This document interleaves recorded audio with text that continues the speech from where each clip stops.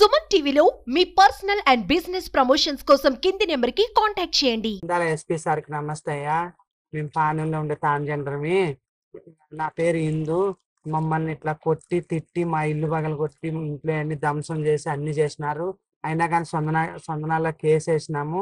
అయినా కానీ వాళ్ళ మీద కేసు పెట్టినా కానీ అది పాండానికి పంపిస్తున్నారు. పాండం సార్ వాళ్ళు ఇంక 2 రోజులు ఇంక 3 రోజులు అని మమ్మల్ని పిలుచుకుని ఉన్నారు. ఏం చేయకున్నారు. ఇంతమంది ఉన్నాం మేము.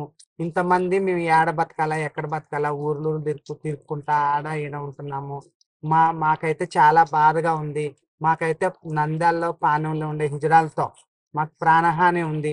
హసీనా, వినిత, శ్రావణి, ఇంకా నెల్లూరులో ఉండే ఆస్ని, ఆమెతో మాకు ప్రాణహాని ఉంది.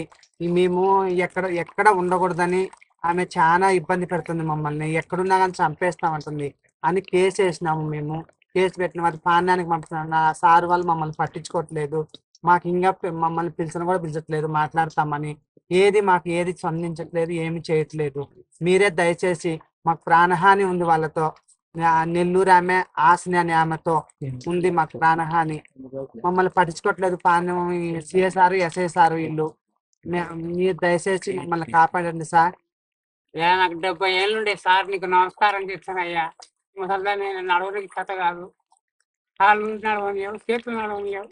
నా పండ్లని కూడా కొట్టిన వాడు తిరుపతి ఆసిన వాడు నా పండ్లను కూడా కొట్టి ఆసినాని ఆయమ అందరు కలిసి నన్ను పండ్లు కూడా కొట్టి పెట్టినారు. ఆయనకు అందరికి నమస్కారం చేస్తాను. నంద్యాల ఎస్పీ గారికి నమస్సులు. నాకు చెయ్యి లేదు. ఈ వయసులో నేను కూడా ఎక్కడికి వెళ్ళలేను. నన్ను కూడా కొట్టి చాలా చిత్రహింసలు చేశారు. ఇక నెల్లూరి హాసిని నంద్యాల వాళ్ళతో మాకు ప్రాణహాని ఉంది. దయచేసి కాపాడింది. మీడియా మిత్రులందరికి నమస్కారం. నా పేరు సుమతి. గత మాకు 10 నెలల నుంచి నెల్లూరు హాసిని చాలా రచకాలు చేస్తుంది. నెల మీరు శిస్తు కట్టాలి, 20,000 కట్టాలి, 30,000 కట్టాలని మమ్మల్ని బెదిరించి మా ఇంట్లో ఎందుకు వస్తే రాత్రి 1 గంటకి అందరినీ ఒక గ్రూప్ లో మెసేజ్ పెడితే అందరు వస్తారు. తిరుపతి, నెల్లూరు, కడప, కర్నూలు, డోను, గుత్తి, గుంతకలు అందరూ వచ్చి మా ఇంట్లో రాత్రి దాడులు చేస్తున్నారు సార్. మేము ఎవరికి శిస్తు కట్టాలి, మా స్వతంత్రంగా మా ఊర్లో మేము బతకాలని కోరుకుంటున్నాం సార్.